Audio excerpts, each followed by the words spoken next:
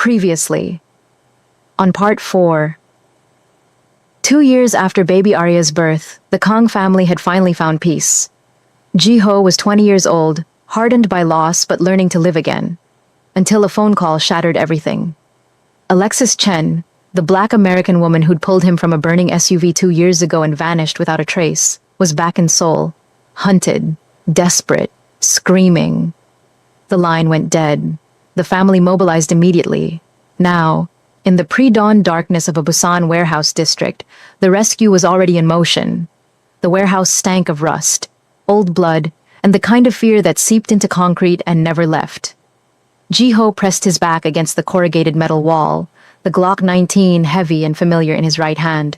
Through a gap in the broken window above his head, he could see shadows moving inside. 4 guards, maybe 5, all carrying automatic weapons. And somewhere in that maze of shipping containers and industrial debris, Alexis was bleeding. "East entrance secure," Dae-jung's voice crackled in his earpiece. "3 hostiles down, waiting on your signal." Ji-ho didn't respond immediately. He was counting heartbeats, mapping the building in his mind from the thermal imaging they'd taken an hour ago. The guards rotated every 90 seconds. He had a window, small, closing fast, to breach without alerting the entire complex. Beside him, Hyun-woo adjusted the suppressor on his rifle. The older man's face was stone, professional. He'd been shot protecting Ji-ho 2 years ago. Nearly died. Now he was back, ready to kill for the family again. That's what loyalty looked like in their world. "We go on 3, Ji-ho said quietly. His voice had changed in 2 years. Deeper, colder. The voice of someone who'd watched his first love die saving him and learned that sentiment was a luxury he couldn't afford. "Loud and fast, no prisoners." "You sure about that?" Hyun-woo asked. "We might need one alive for questioning." They tortured her for 2 days trying to get information she didn't give up. Ji-ho's jaw tightened. "They don't deserve mercy." Through the earpiece, his father's voice cut in. "Ji-ho, remember the objective, extract Alexis. Everything else is secondary." "Copy." But Ji-ho's finger was already tightening on the trigger. The objective was extraction. The bonus was making sure none of these bastards ever hurt anyone again. He thought about that night 2 years ago. Waking up in Alexis's apartment, zip-tied to a chair, head wound bleeding, shoulders screaming. She could have left him in that burning SUV, could have kept walking. Instead, she'd risked everything to save a stranger. Debts like that didn't get forgotten. 3, Ji-ho breathed. 2, 1. He kicked the door open and went through low and fast. The first guard turned toward the noise, weapon rising, but Ji-ho was already firing. 2 shots center mass. The man dropped. Hyun-woo came through behind him, rifle up, taking the second, guard with a 3-round burst that stitched from groin to throat. The warehouse exploded into chaos. "Contact! East side!" someone shouted in Korean, and suddenly there were muzzle flashes everywhere, bullets sparking off metal containers. Ji-ho rolled behind a forklift, popped up, dropped another guard with a headshot. Hyun-woo was moving like water, flowing from cover to cover, each shot surgical and final. 4th hostile down, Dae-jung reported from the east entrance, his voice calm despite the gunfire. Pushing to the main floor, Ji-ho's tactical training took over. He wasn't thinking anymore, just reacting. Movement to his left. He pivoted, fired twice, and a man in tactical gear collapsed. Someone tried to flank from the right. Hyun-woo saw it first, put him down with a shot through the temple. 7 down, maybe 8. The intel had said 12 to 15 hostiles total. "Amara's tracking says Alexis is in the northeast corner," Min-jae's voice came through. "2nd level. Heavy heat signature suggests she's alive but not mobile." Alive. That's all Ji-ho needed to hear. He reloaded on the move, muscle memory from 10,000 hours of training. His father had made sure he knew how to do this. Not just shoot, but fight, survive, win. After Hana died, Ji-ho had thrown himself into becoming a weapon. It was easier than feeling. A guard appeared at the top of the metal stairs leading to the 2nd level. Ji-ho shot him in the knee, then the chest as he fell.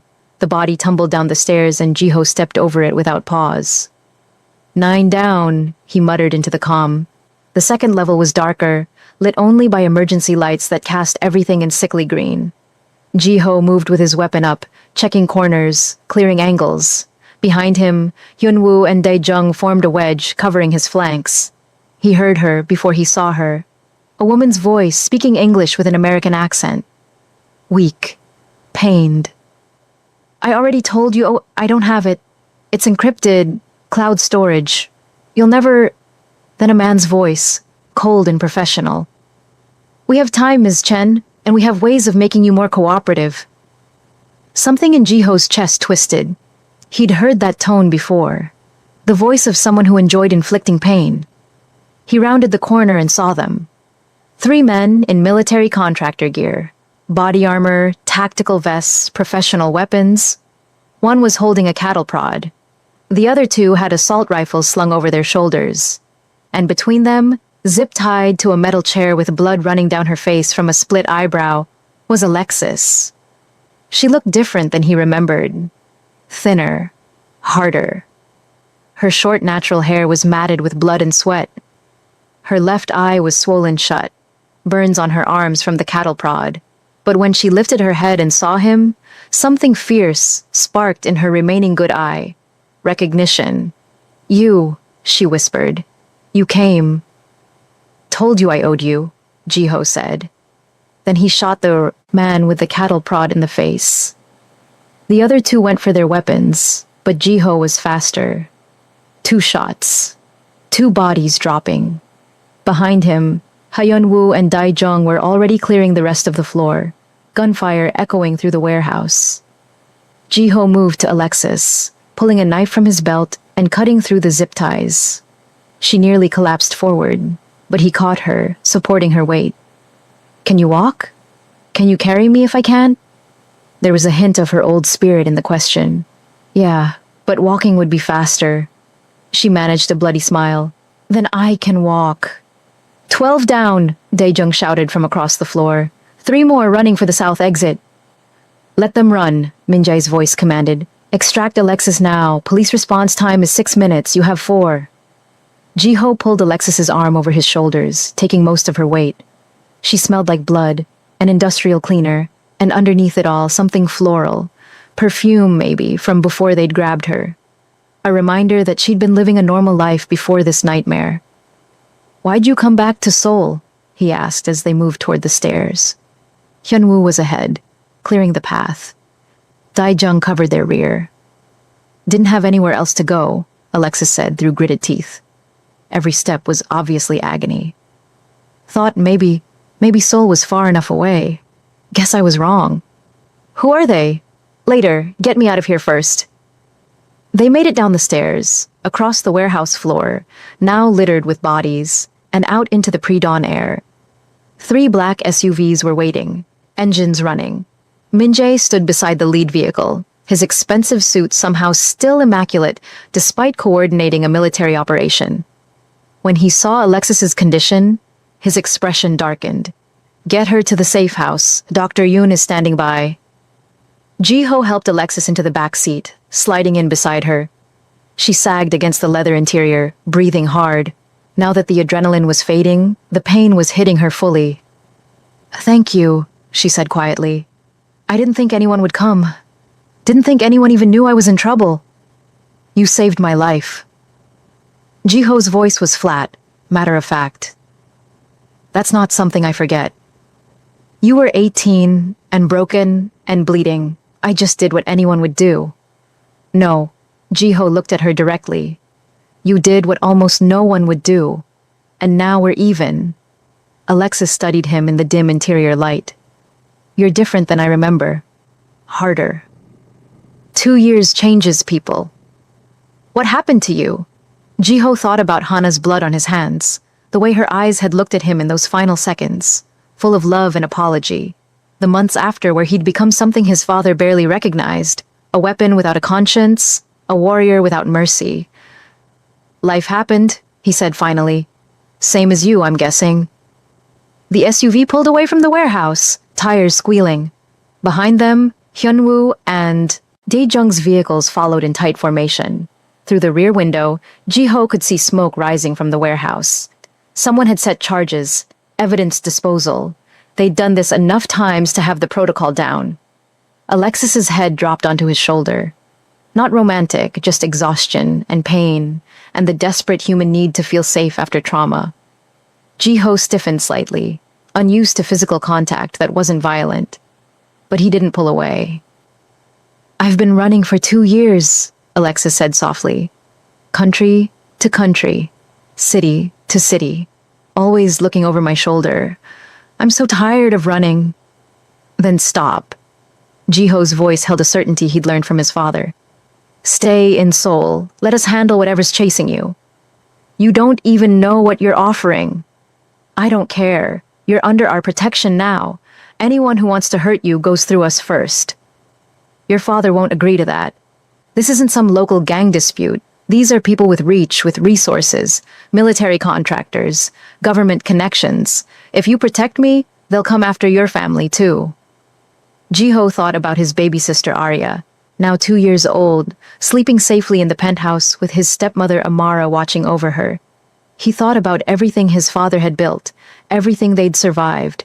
The Song family, Park Ji-woo, every enemy that had tried to destroy them. "Let them come," he said. "We've handled worse." If you're loving this story so far, hit that subscribe button. This is Afro-Korean Story Hub, where we bring you the most intense love stories you've never seen before. Part 5 just started and it's already explosive. Drop a heart in the comments if you're hooked. The safe house was in Gangnam, tucked behind layers of legitimate businesses that Min Jae owned.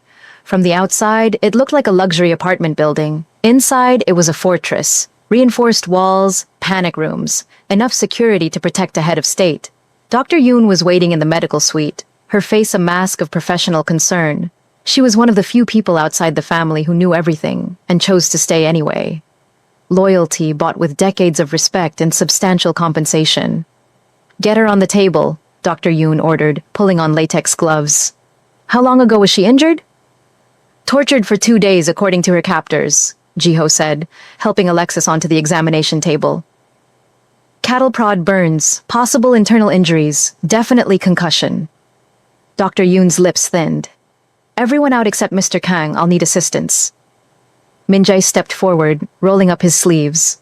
Jiho hesitated at the door, looking back at Alexis. Her good eye found his. "I'll be fine," she said. "Go. Rest. You just killed like 15 people for me. That's exhausting." 17, Jiho corrected. "And I'm not tired." Liar. Despite everything. He almost smiled. "I'll be right outside." In the hallway, Hyun-woo and Dae-jung were debriefing with the security team. Jiho leaned against the wall, suddenly feeling every hour of the sleepless night. His hands were still steady. They always were after action. But his mind was starting to process what they'd just done. 17 dead. Quick math said he'd personally killed 12 of them. The others had been Hyun-woo and Dae-jung's work. Efficient, clinical, necessary. He didn't feel guilty. That was the problem. Or maybe the solution. 2 years ago, killing Hana's father had destroyed something in him. Now killing was just work. A task completed. Bodies were just obstacles removed. Amara appeared at the end of the hallway, moving quickly despite her age. At 40, she was still formidable. The woman who'd taken 4 bullets for him when he was 8, who'd built an intelligence network in secret, who'd fought beside his father through every crisis. But now, there was something softer in her face, something maternal that hadn't been there before Arya was born. "Is she safe?" Amara asked. "Dr. Yoon is treating her now." "And you?" "I'm fine." Amara studied him with a too-knowing gaze of someone who'd seen him at his worst and loved him anyway. "You're covered in blood." Jiho looked down at his tactical gear. She was right. Splatter from close-range headshots. "It's not mine. That's not what I asked." Amara pulled him into a brief, fierce hug. She smelled like the jasmine shampoo she'd been using for years, like safety and home and everything uncomplicated. "You did good tonight. She's alive because of you." "I owed her." Debts aren't why you went in there like you did. You could have sent a team. Instead, you led them yourself, first through the door, taking the highest risk. Amara pulled back, hands on his shoulders. You care about her, even if you don't want to admit it yet. I don't even know her. You knew her enough to remember her face for 2 years, enough to search for her in every crowd, enough to drop everything the second she needed help. Amara's voice was gentle but firm. It's okay to feel something again, Jiho. Hana wouldn't want you frozen forever. Jiho pulled away from the conversation because it was getting too close to truths he wasn't ready to examine. I need to clean up, change clothes, check the perimeter. The perimeter is secure. You have 15 guards on rotation and every entrance monitored. What you need is sleep. I'll sleep when she's stable.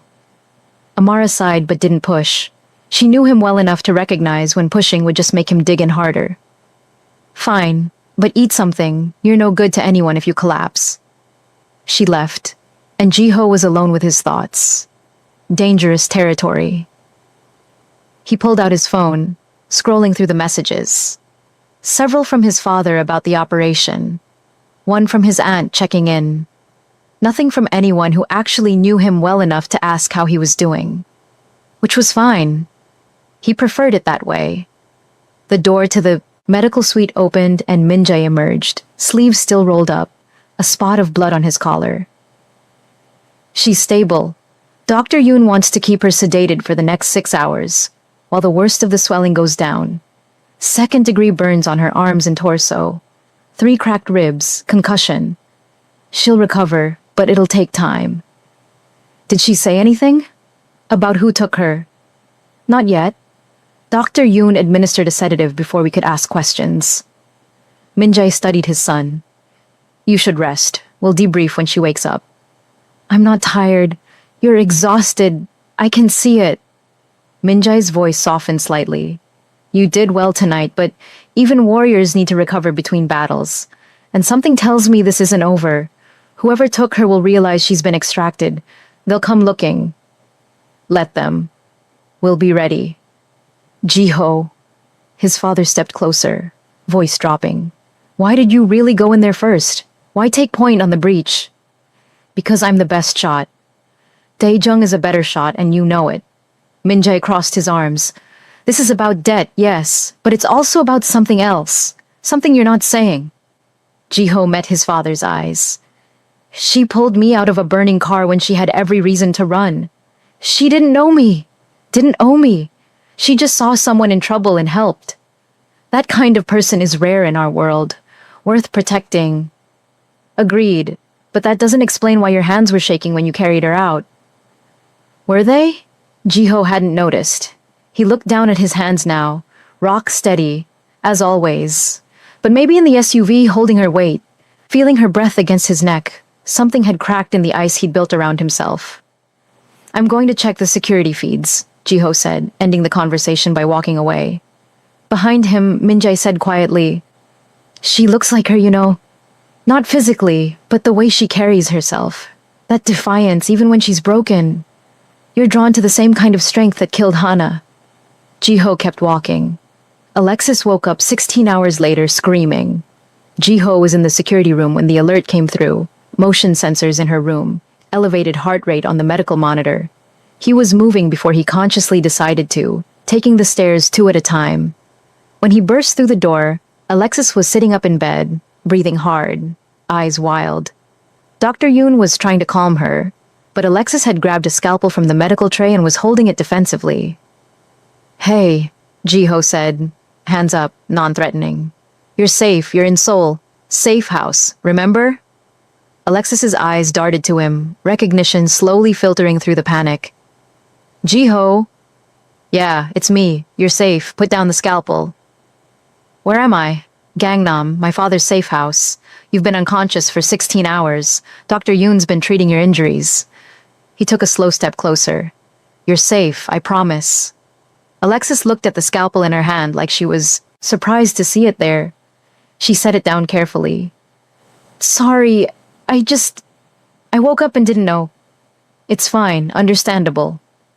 Jiho nodded to Dr. Yoon, who backed away to give them space. How are you feeling? Like I got hit by a truck. Alexis touched her swollen eye gingerly. How bad is it? You'll heal. Cracked ribs, burns, concussion. Nothing permanent. Great. I'll add it to my collection. She tried to smile but winced. Everything hurts. I'll get you something stronger for the pain. No, the word was sharp. No sedatives, I need to stay alert. They could find me. They won't. This location is off the grid. 15 guards, biometric security, the whole place is a fortress. You're as safe as you can be.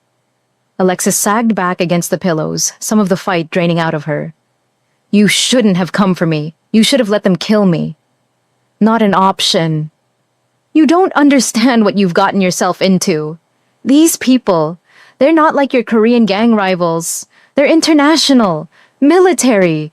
They have resources and connections that we've handled international threats before. Not like this.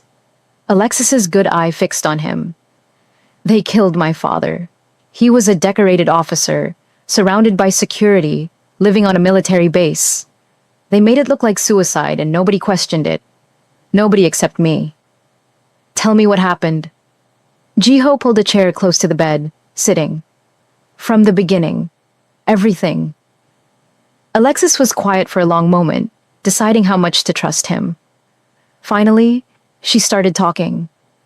My father was Lieutenant Colonel Marcus Chen, Army Special Forces, 22 years of service.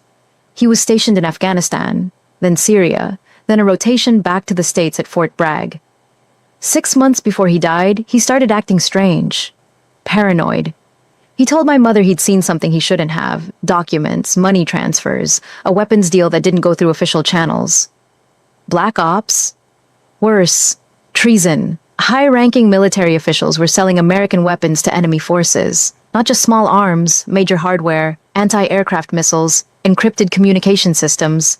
My father documented everything, took photos of the files, downloaded transaction records. He was going to blow the whistle. Jiho leaned forward. They killed him before he could. They made it look perfect. Gunshot wound, his own service weapon, note about PTSD. The army bought it, the media bought it. Everyone bought it except me and my mom. Alexis's voice cracked. I knew he wouldn't do that. He'd been through hell and back in combat. If he was going to break, it wouldn't have been in a quiet office on a Tuesday afternoon. So you investigated. I found his backup drive, everything he'd documented, names, dates, account numbers, intercepted communications, proof that some of our highest-ranking military officials were committing treason for profit. She laughed bitterly. I was 20, years old and stupid. I thought I could just take it to the FBI or the Inspector General. Thought someone would care. They didn't. They tried to bury it, and when I wouldn't let it go, when I kept pushing, they decided burying me was easier. Alexis touched the burns on her arm, tracing the pattern. I've been running for 2 years, changed my name 4 times, lived in 6 countries, always one step ahead until Seoul. I thought I'd finally gotten far enough away. But they found me. Do you still have the evidence? Flash drive, encrypted. I hid it before they grabbed me. Where? Why? So you can turn it over and make a deal? So we can use it. Jiho held her gaze. You've been running because you're alone, one person against an organization. But you're not alone anymore. My father has connections, resources. We can expose these people properly, publicly, in a way they can't bury. Why would you do that? This isn't your fight. You made it our fight when you saved me 2 years ago. And now you're under our protection. That means we eliminate threats to you, permanently. Alexis studied him. You've changed. 2 years ago you were this scared kid with a head wound. Now you're a killer? I was going to say dangerous. She shifted in the bed, wincing. What happened to you? Jiho thought about how to answer that. About Hana's blood on his hands and the months of brutal training that followed. About learning that love made you weak and sentiment got people killed. About becoming exactly what his father needed him to be, a weapon without hesitation. I grew up, he said finally. Life in my world doesn't leave much room for innocence. You either get hard or get dead. That's a sad way to live. It's the only way to survive. Is it? Alexis's voice was soft. Because I've been running and fighting for 2 years, and I'm not hard. I'm still angry about my father. Still scared sometimes. Still hope that maybe one day I can stop looking over my shoulder. Being tough doesn't mean killing everything soft inside you. No. It just means not letting the soft parts get people killed. Jiho stood abruptly. The conversation was getting too close to places he'd locked away. Rest. Recover. When you're strong enough, we'll talk strategy. Figure out how to use that flash drive to end this. Jiho, she stopped him at the door. Thank you. For coming. For saving me. Even if you think it's just a paying back a debt. Thank you. He nodded and left before he had to respond. In the hallway, he leaned against the wall and breathed deeply. His hands were shaking again. Just slightly, but enough to notice.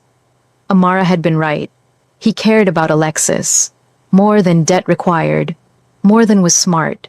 And that terrified him more than any enemy ever could. 3 days passed. Alexis healed faster than expected. The benefit of being young and having survived worse. She graduated from bed to chair to walking the hallways with just a slight limp. The burns were bandaged and healing. The ribs hurt but weren't preventing mobility. The swelling around her eye had gone down enough that she could see properly again. Jiho watched her progress with something he refused to name as relief. Minjae had set up a war room in the safe house. Screens showing news feeds, intelligence reports, financial tracking. They were hunting the people who'd tortured Alexis. It wasn't quick work. Military contractors covered their tracks well, but Minjae's organization had resources most criminals only dreamed of, and Amara's intelligence network, the Invisible Hand, was filling in gaps that money alone couldn't bridge. On the 4th day, Alexis was cleared for light physical activity, which was how Jiho ended up in the training room with her at 6 a.m, both of them in workout clothes, the space around them filled with equipment and the smell of old sweat. You sure you're ready for this? Jiho asked, wrapping his hands. I've been going crazy sitting still. Alexis was stretching, testing her range of motion. My ribs are mostly healed and I need to move. Besides, I can't just sit around while you guys do all the work protecting me. That's literally the job. You rest, we protect. Not how I operate. She finished stretching and faced him. My dad started teaching me self-defense when I was 6. Krav Maga, boxing, some jujitsu. I grew up on military bases where everyone was a fighter. I'm not helpless. Didn't say you were, but you're also not at 100%. Then get me there. Alexis moved into a fighter stance. Train me, your father's style, the stuff that keeps you alive in your world. Jiho considered. Training meant proximity, meant physical contact, meant spending hours together in a space where their guards would be down. That felt dangerous in a way that had nothing to do with violence. But she was right. If people were hunting her, she needed to be able to defend herself. Relying entirely on bodyguards was how people got dead. Okay, he said, but we start slow. I'm not responsible if you tear open your stitches. Deal. They started with basics, stance, footwork, breathing. Jiho watched how she moved, looking for weaknesses and strengths.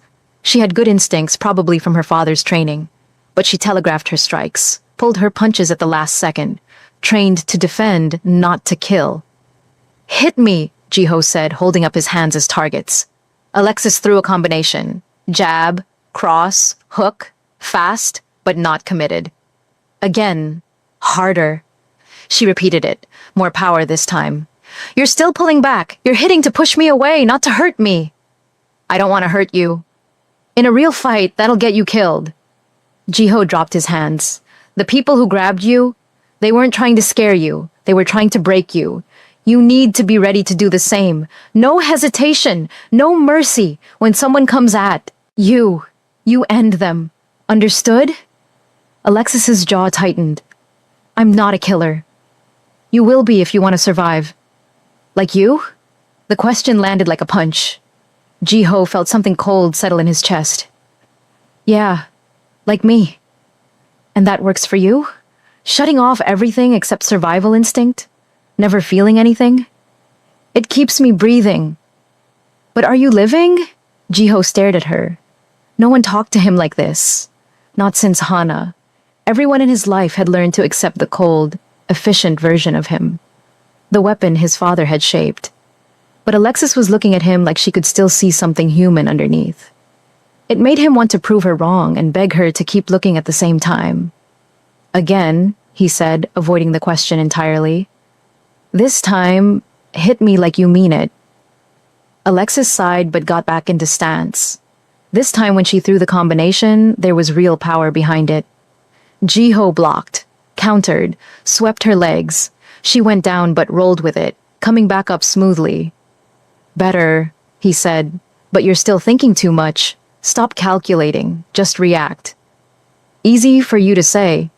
It is easy once you stop caring about the consequences. He moved toward her, throwing a slow punch she could easily block. In a fight, there's no time for morality, no space for doubt. There's just action and reaction. You hit or you get hit. Sounds exhausting. It's survival.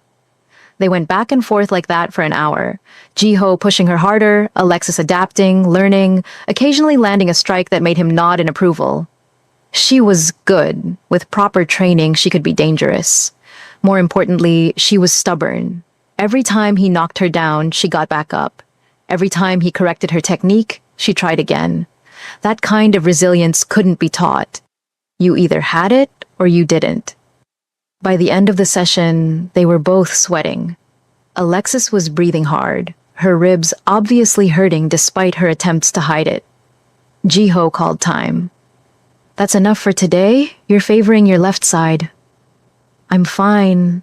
You're injured. There's a difference. He tossed her a water bottle. Tomorrow we'll work on defense, how to get out of holds, what to do if someone grabs you from behind. Sounds fun. Alexis drank deeply, then wiped her mouth. You're a good teacher, patient. I had good teachers. Your father? And others. Daejung taught me weapons. Hyunwoo taught me tactics. My father taught me when to use both and when to walk away. Do you ever walk away? Jiho thought about all the fights he'd been in over the past 2 years. The ones he'd started and the ones thrust upon him. Not often. Walking away in my world looks like weakness. And weakness gets exploited. That's exhausting. You said that already. Because it's still true. Alexis sat on the bench, stretching her legs. Don't you ever want to just be normal, go to college, have a regular job, worry about normal things like rent and relationships instead of survival? I tried normal once. It got someone killed. The words came out before he could stop them. Alexis looked at him sharply. The girl from 2 years ago, the one you mentioned once? I didn't mention anyone. You did, in the car, when I asked what happened to you. You said life. But there was something in your voice, something that sounded like grief. Jiho's jaw clenched. He didn't talk about Hana, not with anyone, but Alexis was looking at him with those two knowing eyes, the same way Amara did when she could see through his walls. Her name was Hana, he said finally. I was 18. She was the first girl I ever loved, and she was Song family. Your enemies. Yeah, she was sent to get close to me, spy on my family. I didn't know. The memories came flooding back. Campus in autumn, her laugh, the way she looked at him like he was someone worth loving. By the time I found out who she really was, I was already in love and she'd fallen for me too, which made everything worse. What happened? Her father tried to kill me. She saved me instead. Took the bullets herself. Jiho's voice was flat, emotionless. That was the only way to tell the story. She died in my arms, and I learned that love in my world is just another weapon people use against you. Alexis was quiet for a long moment. Then she said, That's not what love is. What? Love isn't a weapon. What her father did, that was manipulation, control. Love is what she did, choosing you over her family, taking those bullets. That's what real love looks like. Sacrifice. And look where it got her. Alive in your memory, changing how you see the world, making you careful about who you let in. Alexis met his eyes. She loved you enough to die for you. That's not a weakness. That's the strongest thing a person can do. Jiho wanted to argue, wanted to explain that Hana's sacrifice had taught him to never let anyone that close again. That caring meant vulnerability, and vulnerability meant death. But the words stuck in his throat. Because part of him, the part he'd been trying to kill for 2 years, knew Alexis was right. We should clean up, he said, standing abruptly. My father wants to debrief on the flash drive, figure out how to use it. Jiho, Alexis stood too. I'm sorry about Hana, about what you went through. But you know she wouldn't want you to shut down like this, right? To stop feeling anything? You didn't know her.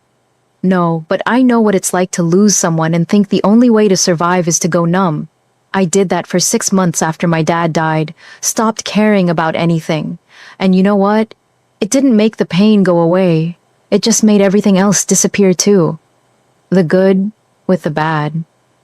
Maybe there isn't any good in my world. There's you. She said it simply, like it was obvious. You saved me. You're training me so I can protect myself. You're risking your family to help a stranger. That's good. That matters. Jiho didn't know how to respond to that. So he did what he always did when emotions got too close. He walked away. But this time, Alexis's words followed him.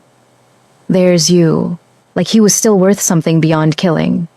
Like he was still human. Thank you for watching. If you're loving part 5, hit that like button and drop a comment telling us Team Jiho and Alexis or nah. And don't forget to subscribe because the story gets wilder from here. We're halfway through and the real twist hasn't even happened yet. You don't want to miss it. 2 weeks passed in a strange kind of routine. Mornings meant training, Jiho pushing Alexis harder each day, teaching her how to fight dirty, how to kill if necessary. Afternoons meant strategy sessions with Minjae, analyzing the flash drive data, building a case against the military officials. Evenings meant security briefings, reviewing threats, staying 10 steps ahead of enemies who were hunting them. And late at night, when everyone else was asleep, Jiho and Alexis would end up in the kitchen, neither willing to admit they were seeking each other out.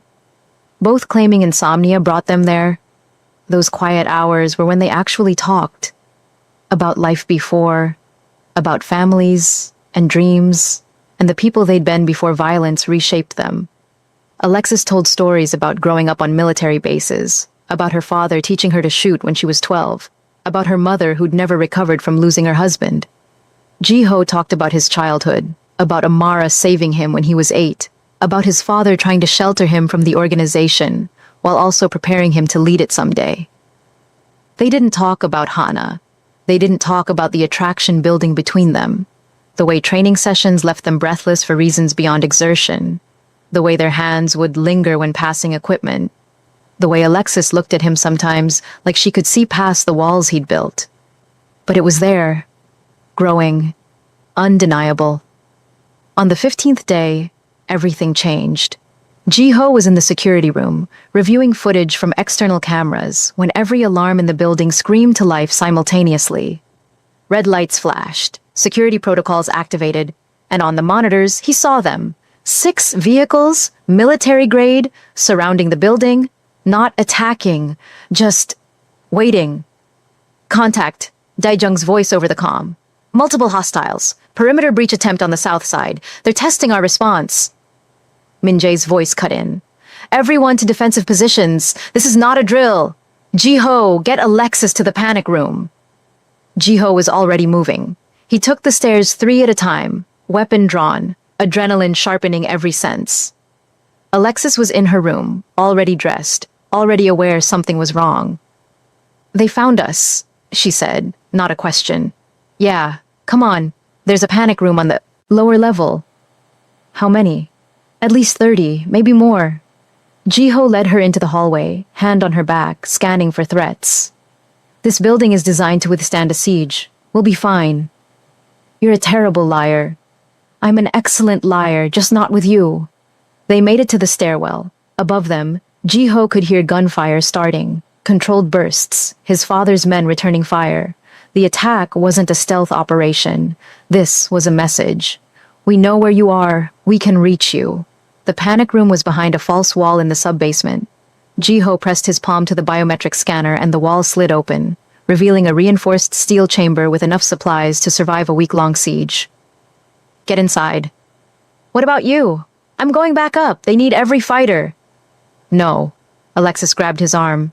No, you're not dying for me. I'm not worth that. That's not your choice to make. Jiho, I'm not losing anyone else? The words came out raw, unfiltered. I lost Hana because I wasn't strong enough, wasn't fast enough, wasn't there when it mattered. I'm not making that mistake again, so get in the panic room and stay there until we clear the building. I can fight, you train me. Not well enough, not for this. Jiho pushed her gently toward the door. Please, just let me do this. Let me keep you safe. Alexis looked at him for a long moment. Then she grabbed his face with both hands and kissed him. It wasn't gentle. It wasn't careful. It was desperate and fierce and tasted like adrenaline and fear and something neither of them had admitted yet. Jiho froze for half a second, then kissed her back, one hand tangling in her short hair, the other pulling her closer. When they broke apart, both were breathing hard. Come back, Alexis said. Don't you dare die up there. We have things to figure out. Yeah, Jiho's voice was rough. We do. He sealed the panic room door and ran back up the stairs, his heart pounding for reasons that had nothing to do with impending combat. His lips still burned from her kiss. His hand still remembered the shape of her against him.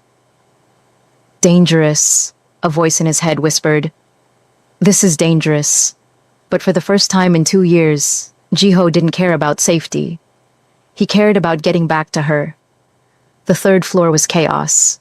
Minjae's men had formed defensive positions at every entrance, laying down suppressing fire. The attackers weren't breaching yet. They were testing, probing, looking for weaknesses. Jiho found his father behind an overturned desk, rifle in hand, directing the defense with cold precision. When Minjae saw his son, something flickered across his face. Relief, maybe, or pride. Status? Jiho asked, taking position beside him. They're not coming in yet. They're waiting for something. Minjae fired off 3 rounds, forcing an attacker back into cover. This feels wrong, too organized, too patient. Maybe they're hoping we'll surrender. Alexis? Maybe. Minjae ejected an empty magazine, loaded a fresh one. But I don't think they're military contractors. Look at their equipment. That's high-end private security, the kind governments use for deniable operations. Jiho looked closer. His father was right. These weren't mercenaries. These were professionals, which meant someone with serious resources wanted Alexis dead. The flash drive, Jiho realized. They're not here to grab her. They're here to retrieve the evidence. And eliminate anyone who's seen it. Minjae's expression darkened. Which means we're all targets now. Before Jiho could respond, an explosion rocked the building. Not close, maybe 2 floors up, but powerful enough to rattle windows and send dust cascading from the ceiling. They're breaching, Daijung reported over the comm. 4th floor, east side, multiple hostiles entering through the blast point. Fall back to the 3rd floor, Minjae ordered. Consolidate our position. Make them fight for every room. The battle became a brutal game of room-to-room warfare. Jiho moved with his father's team, clearing corners, laying ambushes, turning every hallway into a kill zone. The attackers were good, well-trained, well-equipped, coordinated, but they were fighting in a building designed to be defended, against people who knew every angle and shadow. Jiho lost count of how many he killed. 6, 8, maybe 10. They just kept coming, wave after wave, professional and relentless. And then Jiho realized something was wrong. They're hurting us, he said into his comm. They're pushing us toward the center of the building. It's not a siege, it's a trap. Confirmed, Minjae's voice came back. They've got explosives in the stairwells. If we try to retreat to the lower levels, they'll bring the whole structure down on us. Which meant the panic room, meant Alexis, was potentially buried under tons of concrete and steel if they triggered those charges. We need to end this, Jiho said. Now, before they can detonate. Agreed. But how? Jiho thought fast. Their enemies were professional, cautious, methodical. They wouldn't risk themselves unnecessarily, which meant somewhere, probably in one of those vehicles outside, there was a command element. Someone coordinating the attack. Someone with the detonator. I'm going outside, Jiho said. That's suicide. It's the only way. They're expecting us to defend. They're not expecting someone to come at them. Jiho was already moving toward the south windows. Cover me for 30 seconds. That's all I need. Jiho, I'm getting her out of here, whatever it takes. Jiho didn't wait for approval. He fired through the window, shattering it, then dove through the opening. 3-story drop, but there was a fire escape 2 feet to the left. He caught the railing, swung his momentum, landed hard on the metal platform. Bullets sparked off the metal around him, but he was already moving, taking the stairs 3 at a time, ground level. The street was lit by vehicle headlights and muzzle flashes. Jiho counted 6 vehicles like he'd seen on the monitors. 5 were armored SUVs full of shooters. The 6th was a command vehicle, bigger, more equipment, antenna arrays on the roof. That was his target. He sprinted across the open ground, every instinct screaming that this was insane. Bullets kicked up concrete at his feet. Someone shouted orders, but Jiho was moving too fast, too unpredictably. He fired on the run, taking down 2 shooters who tried to intercept him. The command vehicle's back door started to close. Jiho threw himself forward, catching the edge, pulling himself inside before it could seal. 3 people inside, 2 technicians, and 1 man in an expensive suit. The suit turned, eyes widening, reaching for a weapon. Jiho shot him in the head. The technician screamed. Jiho ignored them, grabbing the detonator from the dead man's hand. He smashed it against the vehicle's wall, shattering the electronics, then kicked open the back door and rolled out before anyone could stop him. More gunfire.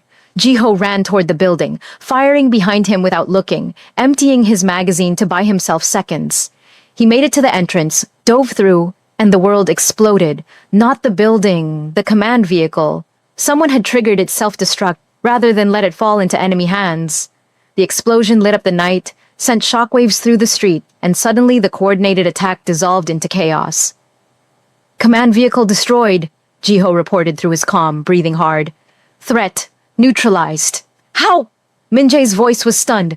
Never mind. All units, press the attack. The enemy's command structure is gone. Drive them back. It took another 20 minutes to clear the building and the surrounding street. By the time it was over, 14 of the attackers were dead. The rest had retreated. Min-jae's people had taken casualties too. 3 dead, 7 wounded. But they'd held. Jiho went straight to the panic room, his hands shaking as he opened it.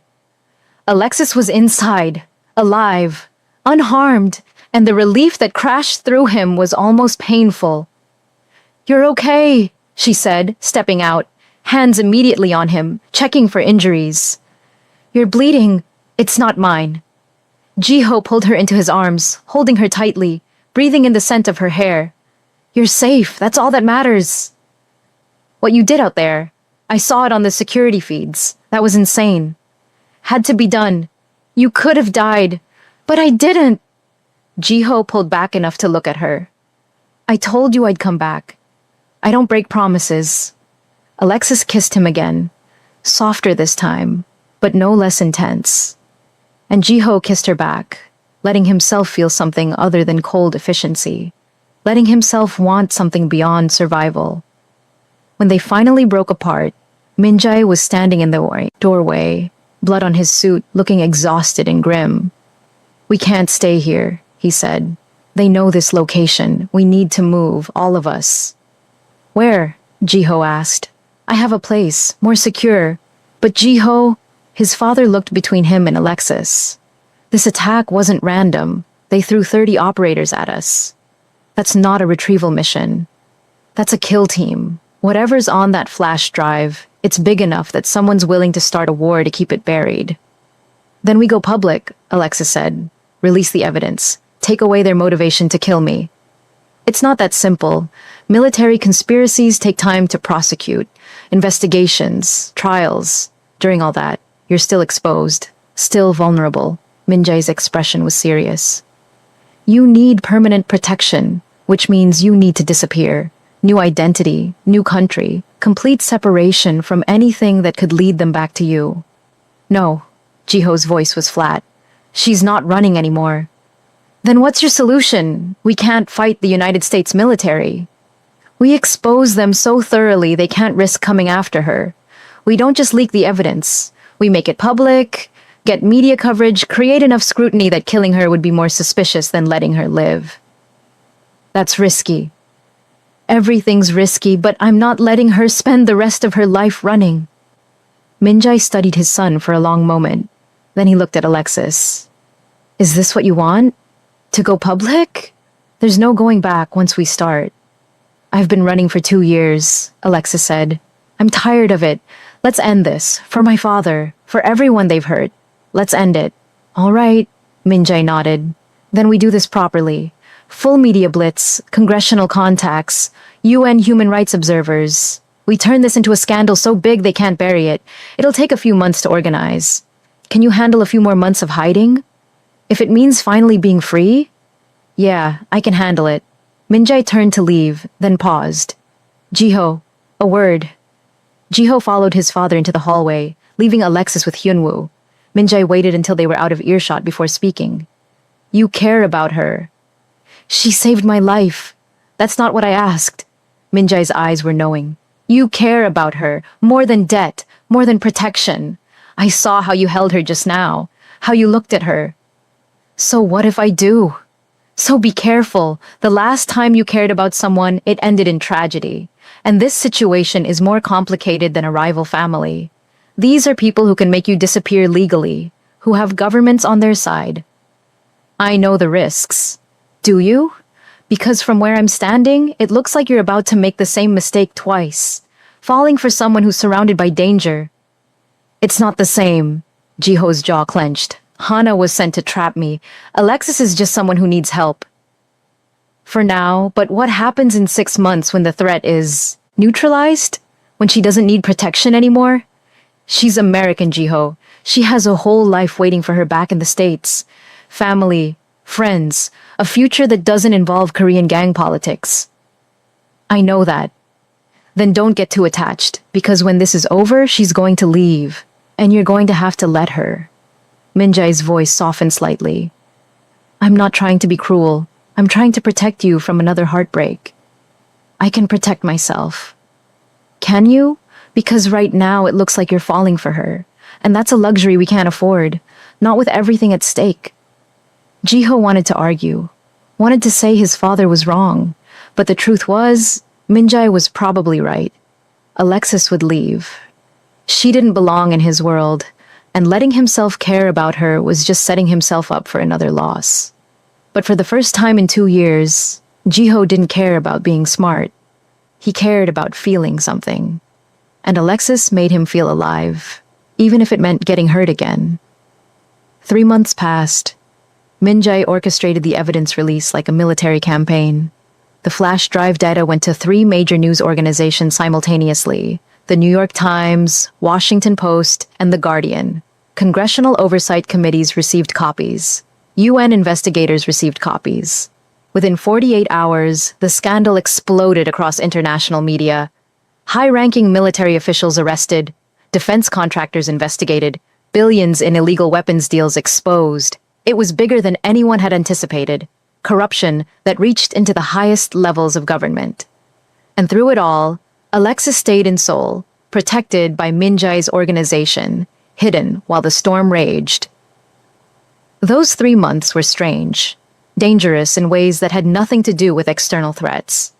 Because Jiho and Alexis were together constantly, training, planning, existing in the same space, and the attraction between them had moved from undeniable to inevitable. They tried to keep it professional. They failed repeatedly. The first time they slept together was after a particularly brutal training session. Jiho had her pinned on the mat, teaching her how to escape from a hold. But then she'd looked up at him, breathing hard, and something in the air shifted. He'd meant to pull away. Instead, he'd kissed her. What followed was desperate and intense. 2 people who'd been holding back for too long finally giving in. They made love on the training room floor, all the carefully maintained distance between them dissolving into heat and need, and the desperate human want to feel connected to someone. Afterward, lying tangled together, Alexis had traced the scars on his chest. We shouldn't do this again. Probably not. This complicates everything. Yeah. I'm going to leave when this is over, go back to America, try to rebuild my life. I know. So this is just temporary. Is that what you want? It to be? Alexis had looked at him. I don't know what I want anymore, except you. Right now, is that enough? For now, Jiho had said, kissing her again. It's enough. They'd kept it secret from Minjai, kept it quiet from the household, but Amara knew. She always knew. She'd seen the way Jiho smiled now when Alexis was around, the way he'd softened, just slightly, like ice beginning to thaw. She's good for you, Amara said one evening, catching Jiho alone. I haven't seen you this alive since before Hana died. It's temporary. Doesn't have to be. She's going back to America when this is over. Only if you let her. Amara had squeezed his shoulder. Sometimes the best thing that happens to us is the thing we least expect. Don't push her away just because you're scared. But Jiho was scared, terrified actually, because every day he spent with Alexis made him want things he'd convinced himself he didn't deserve. A future, a partner, someone who saw him as human instead of a weapon. And then the 3 months ended. The investigations concluded. Arrests were made. The people who'd been hunting Alexis were either in custody or discredited. She was free. Safe. The nightmare was over, which meant there was no reason for her to stay. The celebration dinner was Minjai's idea, a way to mark the end of the threat, the success of their strategy, and, though no one said it, Alexis's impending departure. It was held in the penthouse the first time she'd been there. Amara cooked, which was rare enough to be an event. Little Arya, now almost 3 years old, ran circles around the adults, her curly hair bouncing with each step. Alexis fit into the chaos seamlessly. She helped Amara in the kitchen, played with Arya, laughed at Minjai's dry observations about American politics. She looked happy, relaxed, free in a way Jiho hadn't seen before. And all Jiho could think about was that she was leaving. When's your flight? Minjai asked over dinner, cutting straight to the question everyone was avoiding. 3 days. Alexis's smile faltered slightly. I need to see my mom. She's been worried sick, and I have to figure out everything. What comes next? Maybe finish college, get a normal job, try to have a normal life. You're welcome back anytime, Amara said warmly. You're family now, whether you're here or in America. Thank you for everything. I wouldn't have survived without all of you. The conversation moved on, but Jiho barely heard it. 3 days, then she'd be gone. Back to a world where she belonged, leaving him in one where he didn't. After dinner, he found her on the balcony, looking out over Seoul's glittering skyline. Beautiful city, she said without turning. I'm going to miss it. You don't have to leave. Yes, I do. My mom needs me. My life is there. Your life could be here. Jiho moved beside her, close enough to touch. If you wanted. Jiho, Alexis turned to face him. What are we doing? Really? I don't know, but I don't want it to end. We knew it was temporary, from the beginning. Did we? Or did we just tell ourselves that because we were scared? Alexis looked at him for a long moment. What are you asking me? Stay. Not forever, not if you don't want to, but stay longer. Give us time to figure out what this is. And then what? I become some kind of, Mafia girlfriend? Live in safe houses, constantly looking over my shoulder for the next threat? It wouldn't be like that. Yes, it would, because that's your world, Jiho, and I respect it. I respect you, but I don't know if I can live in it long term. Then what was the last 3 months? Survival, gratitude, and yeah, something real. But real doesn't always mean forever. Jiho felt something crack inside him. So that's it? You're just leaving? I have to. Your mom will understand if you need more time. This is about you being scared. Scared that if you stay, you'll get pulled into something you can't walk away from. Maybe I am scared. Is that so wrong? Alexis's voice rose. You watched someone you love die in your arms, Jiho. You know what it costs to be close to people in your world. Why would I sign up for that? Because I'm not asking you to die for me. I'm asking you to live with me. For how long? Until the next enemy shows up? Until your father's organization faces the next crisis? Alexis shook her head. I've been running for 2 years. I'm tired. I just want peace. Normal. A life where I'm not constantly prepared to fight. I can give you that. No, you can't, because you're always going to be who you are, and I'm always going to be who I am. And maybe that's enough for right now, but eventually, she trailed off. Eventually what? Eventually I'll want things you can't give me. A family without fear, a home without armed guards, a future where our kids don't grow up learning to kill before they learn to read. The word kids hung between them. Neither had said it before. The idea of a future that concrete.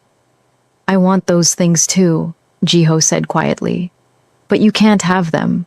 Not in your world, and I can't live in your world. So where does that leave us? Jiho didn't have an answer. Because she was right. His world was violence and danger and constant threat. It had killed Hana.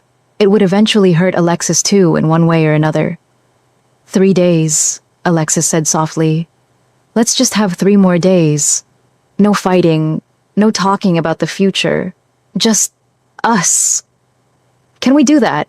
Jiho wanted to argue, wanted to convince her she was wrong, but he could see in her eyes that her mind was made up. Yeah, he said finally, 3 days. They spent those days pretending they weren't saying goodbye, pretending 3 months of falling in love could be neatly packaged and left behind. They trained together, ate together, made love like they were trying to memorize each other. On the last night, Alexis fell asleep in his arms. Jiho stayed awake, watching her breathe, trying to memorize the curve of her face in moonlight. When dawn came, he'd have to let her go. It was the right thing to do, the smart thing, but it felt like dying anyway. 1 year later. Jiho was 21 years old and had convinced himself he was fine. The year after Alexis left had been manageable. He'd thrown himself into work for his father's organization, taken on more responsibility, made connections with other families, proven himself as more than just the heir, as a leader in his own right. He didn't think about Alexis. Not often.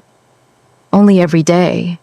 She'd gone back to America, enrolled in Georgetown University, reconnected with her mother. They'd texted for a few weeks after she left. Then the texts became sporadic, and then they stopped. Not dramatically, just faded.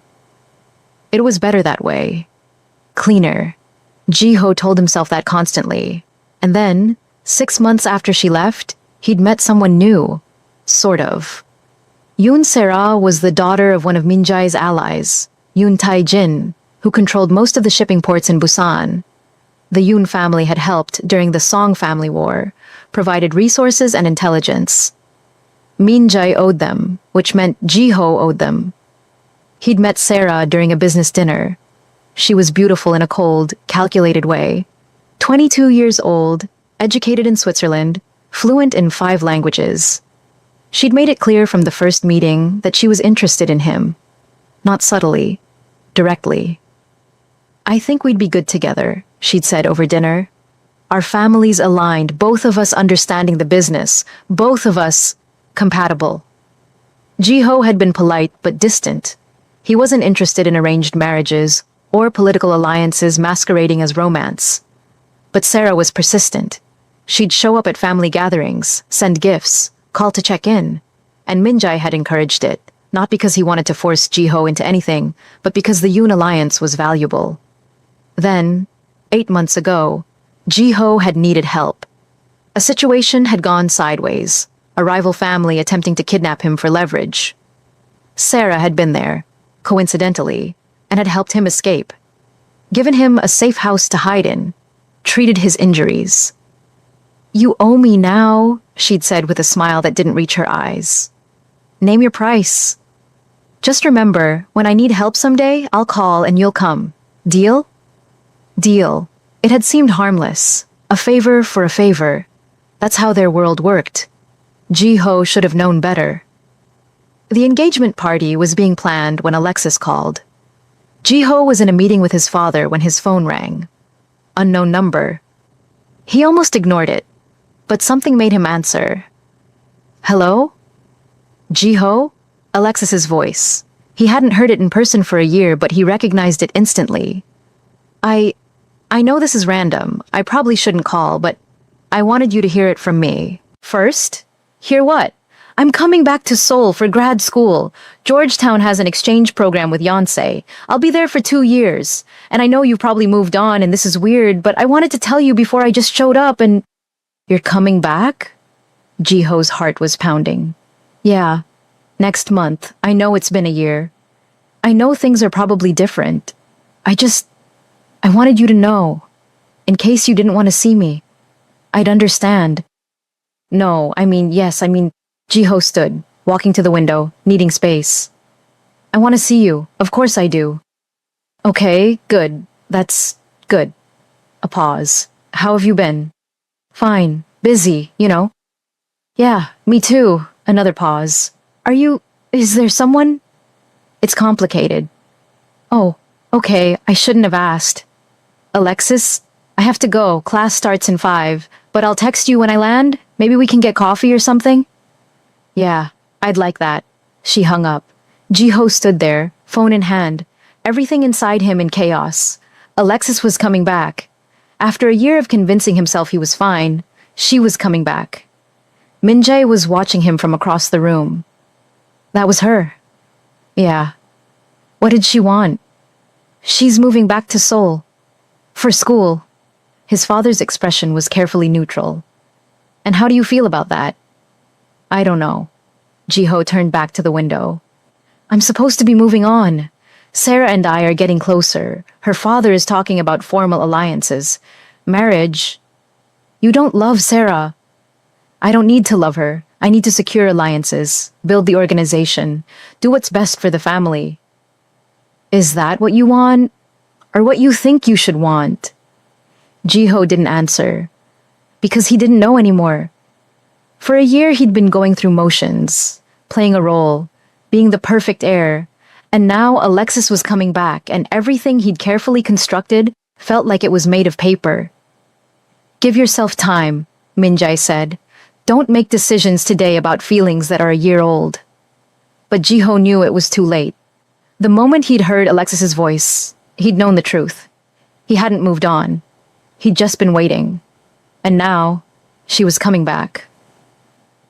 6 weeks later. The cafe was neutral ground. Public, casual, safe. Jiho arrived first, nervous in a way he hadn't been in years. He'd changed his shirt 3 times, rehearsed what to say, felt like an idiot for caring so much. And then, Alexis walked in and everything he'd planned to say evaporated. She looked different. Hair slightly longer, more confident in her movement, but the same smile, the same eyes that saw too much. Hi, she said, sitting across from him. Hi. Awkward silence. Then they both laughed. This is weird, Alexis said. Yeah. Good weird or bad weird? Good. Definitely good. Jiho managed to smile. You look great. So do you, more grown up somehow. I'm 21. That's technically adult. Technically, she ordered. Coffee, and they spent an hour catching up.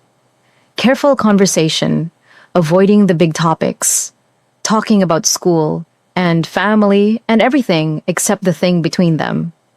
Finally, as they were leaving, Alexis said, I meant what I said on the phone. If you're with someone, I understand. I'm not here to complicate your life. You're not complicating anything. Jiho, Sarah isn't, we're not... He struggled for words. It's political. An alliance. Nothing like what you and I had. Had. Alexis caught the past tense. So it's over, what we had? Is it, you're the one who left? I had to, for me, for us. We both knew it wasn't sustainable long term. And now? Now I'm back, and I don't know what that means. Alexis met his eyes. But I missed you, every day, and I know that's selfish after I was the one who left. But it's true. I missed you too. The admission felt like surrender. I tried not to, tried to move on, but you're kind of hard to forget. So, what do we do? I don't know. Coffee again? Slowly figure this out? I'd like that. They started seeing each other regularly. Coffee became dinner. Dinner became late-night walks along the Han River. They were careful, slow, both aware that they'd burned each other once. But the connection was still there. Stronger, maybe, for having survived distance and time. After 2 months, they slept together again. After 4 months, Alexis had basically moved into Jiho's apartment. After 6 months, they were talking about the future again. And that's when everything fell apart. The call came at midnight. Jiho was asleep with Alexis curled against him when his phone rang. Sarah's name on the screen. Hello? Jiho. Her voice was panicked, breathless. I need help, please, you promised. What's wrong? I've been attacked, my apartment. They're still here. I'm hiding, but I don't know how long. The sound of crashing. Sarah screaming. Then the line went dead. Jiho was out of bed instantly, pulling on clothes, grabbing his weapon. Alexis sat up, alert. What's wrong? Sarah's in trouble. Someone's attacking her. Call your father. Send a team. She called me. I owe her. I have to go. Jiho, wait. But he was already out the door. He drove too fast through Seoul's empty streets, hands tight on the wheel, every instinct screaming that something was wrong. But he'd made a promise. Debts had to be honored. Sarah's apartment building was dark. No signs of struggle. No broken windows. The front door was unlocked. Jiho drew his weapon, moving carefully through the lobby. Too quiet. Too still. Where were the security guards? Where was the evidence of an attack? He took the stairs to Sarah's floor.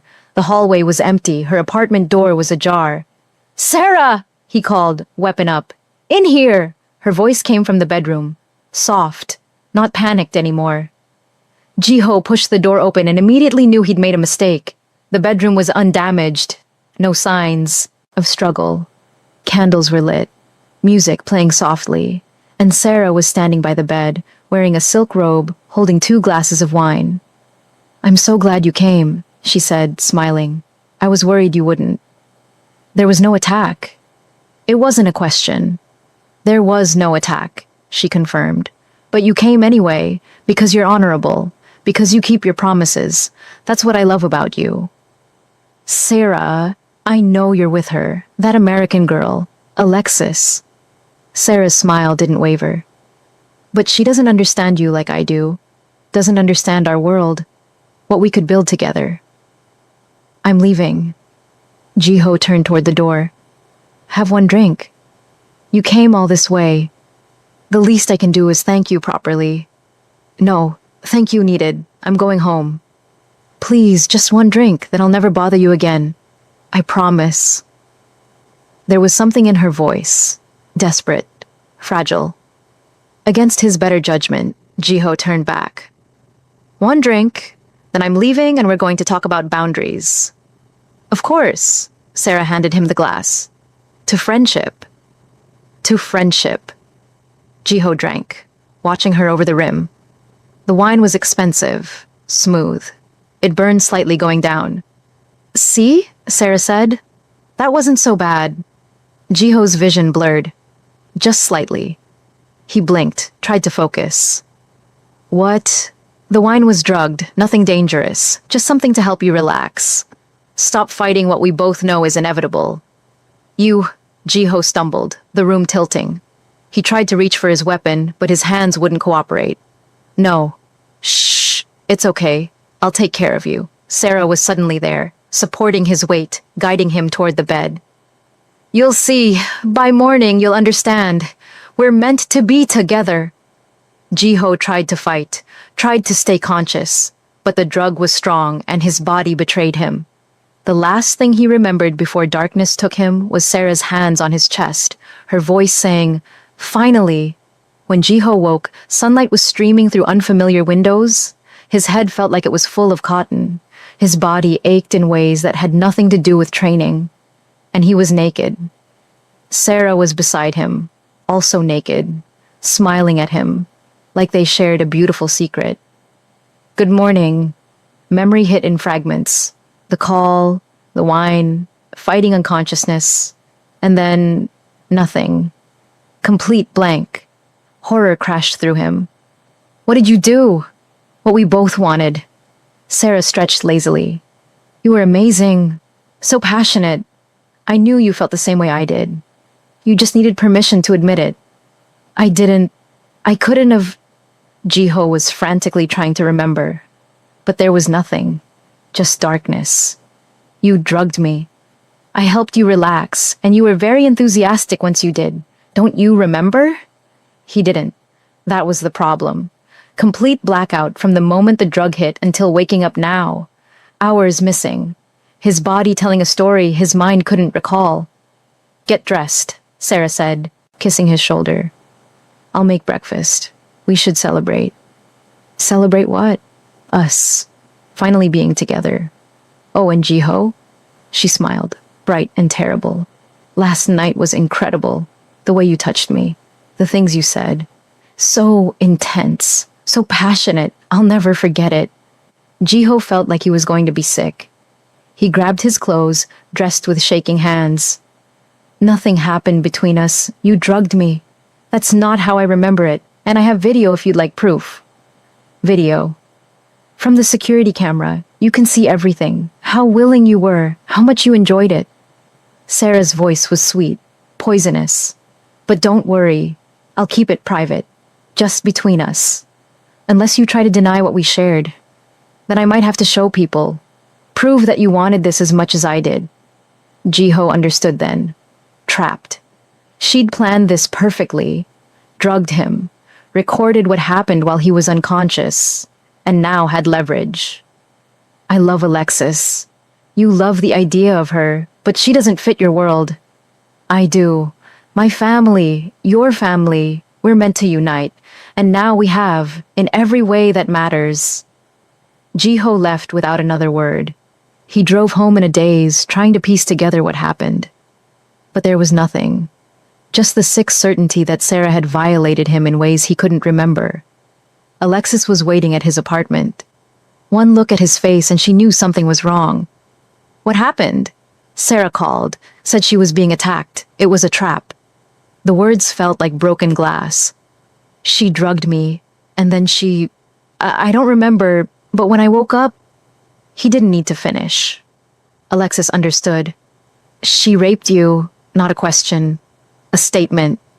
She says I was willing, says she has a video proving it. You were unconscious, that's not consent. Alexis's hands were gentle on his face.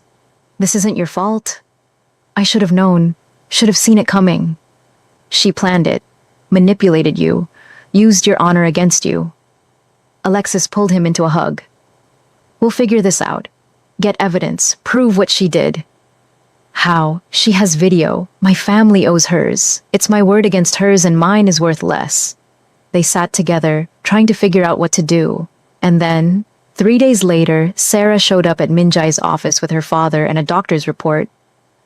I'm pregnant, she announced, smiling at Jiho like he should be happy. 6 weeks. We're going to be parents. The doctor's report looked legitimate. Positive pregnancy test. Estimated conception date matching the night Jiho couldn't remember.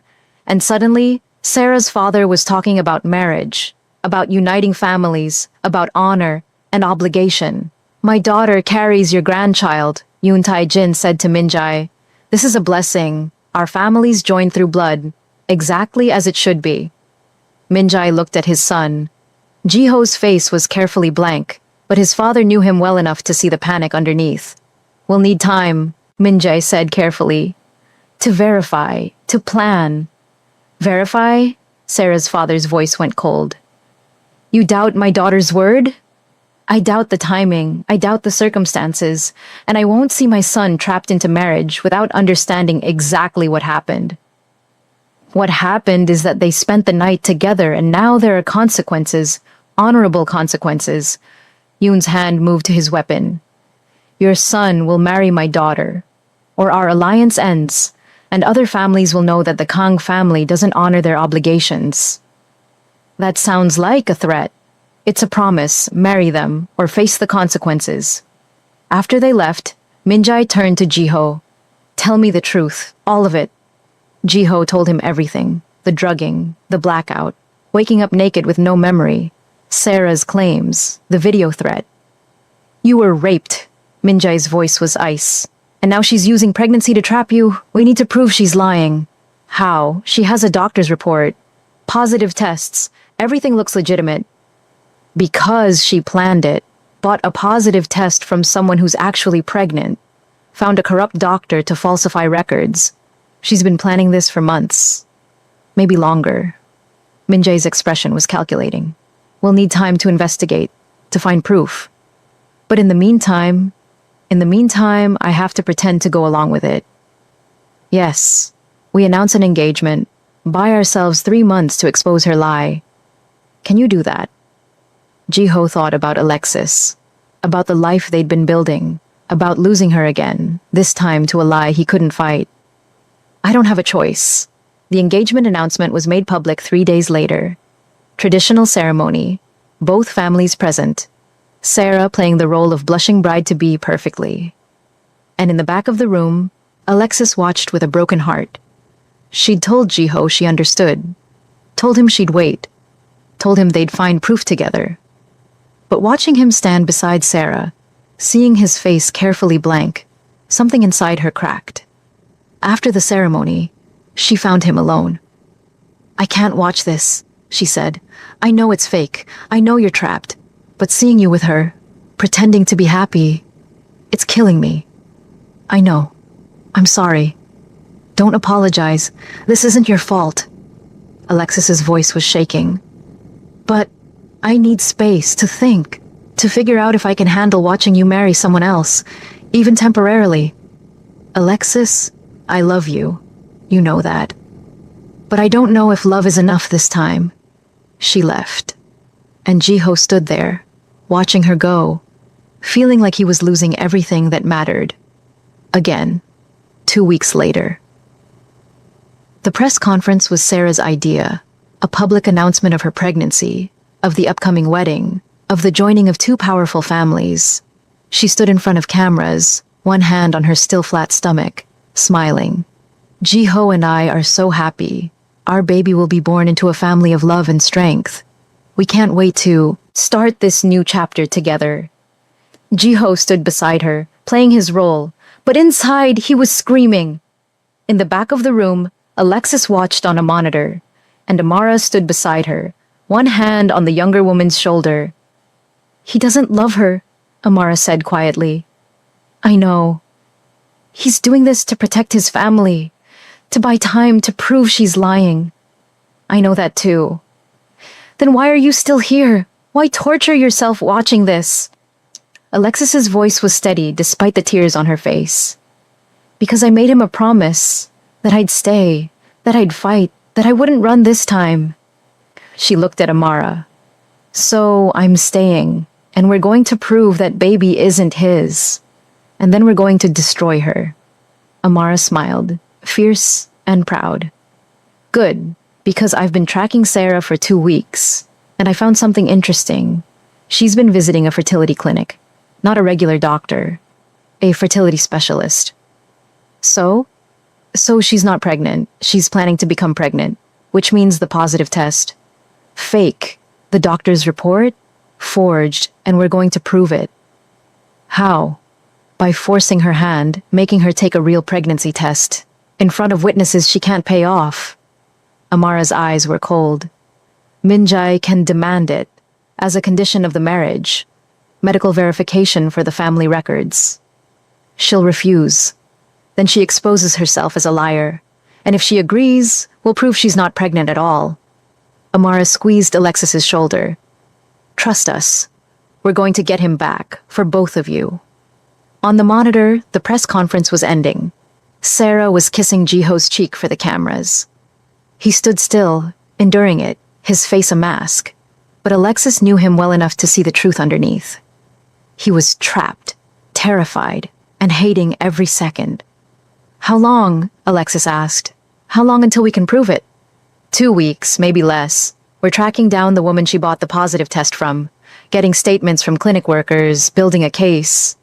And if Sarah realizes what we're doing, then we move faster. Amara's voice was steel. But one way or another this ends. I've watched my son lose one love to violence. I'm not watching him lose another to manipulation. Alexis looked at the monitor one more time. Jiho was leaving the press conference, alone, his shoulders tight with tension. She wanted to run to him, to tell him they'd find a way through this. But for now, all she could do was wait, and plan, and trust that the family who'd saved her life could save their son's future. The wedding was scheduled for 3 months from now. The lie would be exposed in 2 weeks, and the real battle was only beginning. To be continued in Part 6. We've reached the end of Part 5, but this story is far from over. Hit that subscribe button right now because Part 6 is where everything explodes. Will Amara and Alexis expose Sarah's lie before the wedding? Will Jiho find proof of what really happened that night? And what happens when a woman obsessed enough to drug and trap a man realizes her perfect plan is falling apart? Drop your theories in the comments. Team Alexis or Team Sarah? If you say Sarah, we need to talk. And tell us, what would you do if you were Jiho in this situation? Let us know. This is Afro-Korean Story Hub, where the stories hit different. Part 6 coming soon. Don't miss it.